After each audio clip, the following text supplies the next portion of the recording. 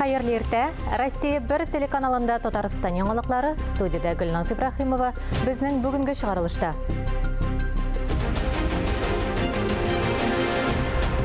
Кырдан алып сәүдә киштәсенә кадәр Ютазы районы кооператорларының күркәм эшләре. Кешеләр сәламәтлеге алгы планда хезмәтне саклау турындагы законнарда яңа үзгәрешләр көтелә.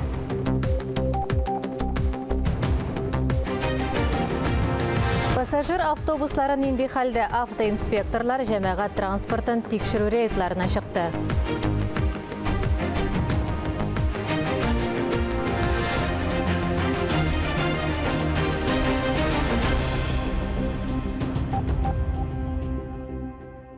Республика игенчеләре 2 миллион тонна ашлык җыеп алу өчен кырларда киеренке эшли.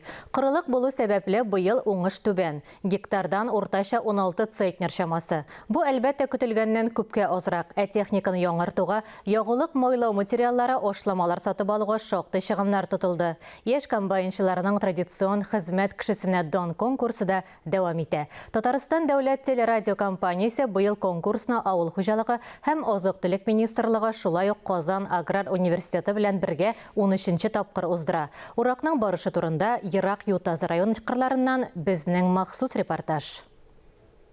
Бик авыр ел булды инде, дип әйтәләр. Алда икеннәрен әле бу үткәнен әйтәм. Бүгенгесе әле түзәрлек. Тәҗрибәле игенче агромир хуҗалыгы җитәкчесе Сирин Галиев чын күңеленнән яңгырларның мул булып явуын тели. Агрофирма һәр вакыт алдынгылар рәтендә. Инде 84-нче елда ук Сирин Галиев коммунизмга колхозын җитәкли. Озак еллар сөт җитештерү, бертөкләр уңышы буенча югары күрсәткечләргә ирешә. Юллар төрлечә килсә дә, быелгы кебек борчылырлык түгел иде. Җирдә уч сыярлык ярыклар хасил булган. Бүген инде тырышып, эшне алып барырга тырышабыз инде, тырышып. Нәрсә бар? Кырларыбызда нәрсә үскән, ничек үскән, аларны инде югалтмыйча җыеп алырга, бертөкне зернаны складларга салырга, терлек азыгына китә торганнарын терлек азыгын яхшылап, бүген саламнарны җыябыз инде, аларны упаковать итәбез, аларны кысабыз, кайтарабыз хәзер базаларга. Бөтенләй икмәксез калмадылар анысы. Алдынгы технологияләрне кулланалар. Игенчеләр дә сыналган, тәҗрибәле белгечләр. Уракта күп сөйләшеп торырга да вакытлары юк. Төшке аш вакытында гына очрашып алдык. Быел начаррак инде, кайчыккыры булды, яңгырлар булмады. Шуңа күрә әллә ни урожай бик мулдан түгел инде. Җыябыз инде, бара әйбәт. Бу кырда бертөкле турыдан суктырсалар, янәшәдәге басуда сайлап алып техника белән уралар. Хуҗалыкта 7000 гектарда ашыклы җыеп аласы бар. Бертөк ындыр табыгына кайтарыла. Сәгатенә 30 тонна бертөк киптереп саклауга куялар. Амбарларда 12000 тонна бертөк саклау мөмкинлеге бар. Яңа үлчәү урнаштырганнар. Менә бу йөк машинасы ындыр табыгына 18 тонна ярым ашык кайтарган. Башка елларны инде без күп кенә басуларда саламны измичә итеп җиргә ташладык. Быел һәрбер бөтен кырдагы саламнарда җыеп алырга тырышабыз инде. Шуннан башка мөмкин булмый. Терлекне бер битерсәң аны ягадан кабат тергезү бик кыен. Шул терлекне битермәскә тырышабыз инде ничектә. Басуларда рапс, кукуруза, соя, карабыдай күп еллык үләннәр дә чәчелгән. Бертөк фуражы белән бергә барысы да зур терлекчелек комплексына сыерларга азыкка китә. 3000-гә якын мөгезе эре терлек исәпләнә. Шуларның 800-е савым сыерлары. Җитештерү процессы роботлаштырылган. Шит илдә җитештерелгән азык тарату җиһазын яратып, татарчалаштырып Ләйлә дип атаганнар. Ул билгеле траекториядан сыерларга азык өләшә. Хуҗалыкта кышка азык туплыйлар, көзге чәчүгә дә әзерләнәләр. Киләсе елгы уңышка хәзердән үк нигез салалар. Фарис Мөхәммәтов, Дмитрий Евторов, Ленар Хәбибуллин, Илдар Сафиуллин, Татарстан яңалыклары, Ютазы районы. Татарстанда мой депутат онлайн сервисы эшли. Халық белән Россия Дәүләт Думасы депутаты Ольга Павлова аралашты. Спорт өлкәсендә эшләүчеләрнең түбән хезмәт хакы, күп балалы аналарга вакытыннан алда пенсияга чыгу, инфраструктураны үстерү мәсьәләләре буенча фикер алыштылар. Минзәләдә яшәүчеләр мәсәлән ябык футбол манежын төзү турында сорадылар. Әлеге үтенеч контрольгә алынды. Исегезгә төшерәбез, мой депутат сервисы аша һәркем үз тәкъдимнәре белән мөрәҗәгать итә яки наказлар калдыра ала. Берсе дә игътибардан читтә калмаячак. Койнар линия ял көннәрсез иртәнге сәгать 10-нан алып кичке 9-га кадәр эшли. Көз айларында гадәттәгечә театр, филармония, концертлар залы үзләренең яңа сезонын ачып җибәрә. Җәй бетергә әле бер ай чамасы булса да, Габдулла Тукай исемендәге Татар дәүләт филармониясе тамашачысын үзенә җыйды. Тулырак алдагы язмада. Габдулла Тукай исемендәге Татар дәүләт филармониясында 2007 елдан бирле тамашачы өчен уңай ысул абонемент системасы эшләп килә. Абонементка кергән яңа концерт сезонын тәкъдир итү беренче тапкыр узды. Бу бөтен филармонияләр тарафыннан кабул ителгән чара. Абонемент системасы ул актыкка 50 еллар тирәсе эшләп килә. Һәм безнең менә 13нче еллардан башлап ул абонементлар саны бик аз иде алдан инде. Менә бүген безнең аның саны 100 концертка җитте барып. Һәм алар арасында төрлесе бар, төрле жанрдан алар арасында буталып та бетергә мөмкин кеше, бөтенесен үзләштереп тә бетермәскә мөмкин. Шуңа күрә менә без бүген шушындый форматта халык белән турыдан-туры очрашуны хуп күрдек. Монда музыка белгечләре филармониянең яңа сезон программасы, абонементлар составына кергән концертлар, сезонның башка күренекле вакыйгалары турында җентекләп сөйләде. Безнең филармонияны бик яратабыз. Ул бит абонент буенча инде. Аның вакыты җиткәч без киләбез тагын. Монда һаманда бик күңелле концертлар була. Төрле авторлардан. Чит илдән килгәндә була. Безнең Россия буенча да гастрольгә җыри торган артистлар безгә шуй. Татар музыкасына менә яңгырый. Башка чит илләрнеке дә эстрадада монда, опереттада, классикада монда барсы да бар. Шунысы әйбәт. Шулай ук башкаручыларның иҗади портретлары белән таныштыру да каралган иде. Тугры тамашачы филармониягә ихлас рәхмәтләрен җиткерде. Как только была введена система абонементов в филармонии. Абонемент системасын кертүгә мин концертларга йөри башладым. Аңа кадәр дә еш килә идем, ләкин абонемент белән йөрү тагын да уңайлырак булып чыкты. Яңа гына йөри башлаган тамашачыга абонементларны тәкъдир итү җайлы ысул. Алдан ук үзеңә ошаган концертны сайлыйсың. Алия Галиуллина, Тахир Хасанов, Татарстан яңалыклары. Казанда икенче хоспис төзелеше актив рәвештә дәвам итә. Аның корылмасы салынган. Төзелеш мәйданында эшләрнең барышын Россия Дәүләт Думасы депутаты Ойрат Фәррәхов карады. Хосписның 2 катлы бинасы төзелеп бетте. Корылманың нигезен ныгыталар, тәрәзәләр куялар. Хәзер төп бурыч салкыннар башланганчы бинаның диварларын жылыту материаллары белән тышлау. Хәзер материаллар ташыйбыз. Диварларны 2 ай эчендә ташлап бетерәсе иде. Бу төзелештәге төп эшләрдән санала. Бина матур булыр дип көтәбез. Авыруларга яшәү өчен барлык мөмкинлекләрне тудырырга тырышабыз. Республикада авырулар өчен 200-дән артык паллиатив ятак урыны бар. Тиздән тагын 300 урын булдыру планлаштырыла. Казандагы беренче хосписта балалар һәм өлкәннәр бүлекләре бар. Берничә райондагы паллиатив кабинетларда күчмә хезмәт күрсәтелә. Булар гына аз дип белгечләр. 30% ятак урыннарынан яманшыш авырулары файдалана. Тагын 70% урын башка төр ширләр белән авыручы пациентлар өчен билгеләнгән. Күпчелеге баш мие, йөрәк кан әйләнеше бозылган, инсульт, инфаркт кичергән кешеләр. Икенче хоспис 200 пациентны кабул итә ала. Бина 2 блокка бүленә. Бер урын яманшыш авырулары булган пациентларга, икенчесе карауга мохтаҗ өлкән кешеләргә билгеләнә. Бик күп эшләр эшләнгән һәм алдагы көннәрдә тагы яртысыннан да күбрәк эшләргә кирәк һәм аның уникаль проекты һәм менә бу иң авыр авыруларга өчен һәм Европада һәрбер илдә бу хоспислар бар. Сез беләсез, бездә беренче балалар хосписны ачылды. Ул бик әйбәт эшләп бара һәм бөтен Россиягә ул пример булып тора һәм менә шушы хосписны үзенең мәчете белән, үзенең ширкәве белән монда тагы без төзелергә җиткерәсе килә һәм алдагы көннәрдә бөтен кешегә кем ярдәм итте беренче хосписка бик зур рәхмәтле әйтәсем килә.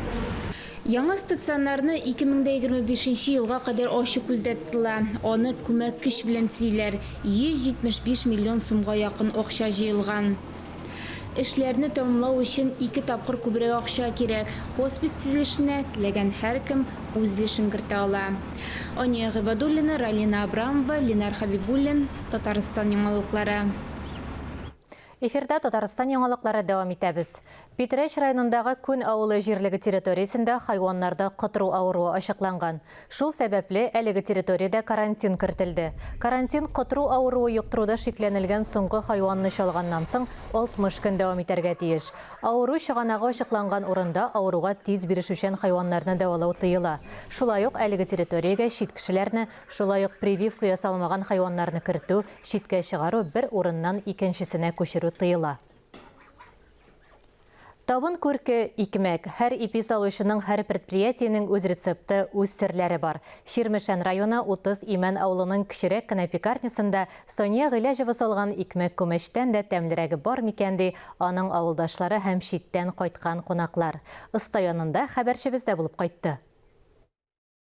Тарихтан беләбез. Гали Җәнәп ипи заманында күпләрнең гомерен коткарып калган. Өлкән буын аксакаллары узган гасырның 21 елгы ачыгы бер кайчан да кабатланмасын иде дип теләк тели. Ихлас күңелдән дуга кыла. Ә бөек ватан сугышы елларында 900 көнгә якын дәвам иткән Ленинград баҗырасында бер телем кара ипинең биясен иң затлы асыл ташларда аштыра алмаган.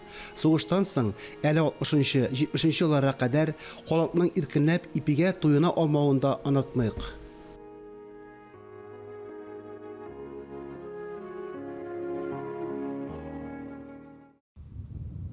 Ширмешән төбәгендә яшәүче мишәрләр икмәкне зурлап, назлап, әпәй дип йөртәләр.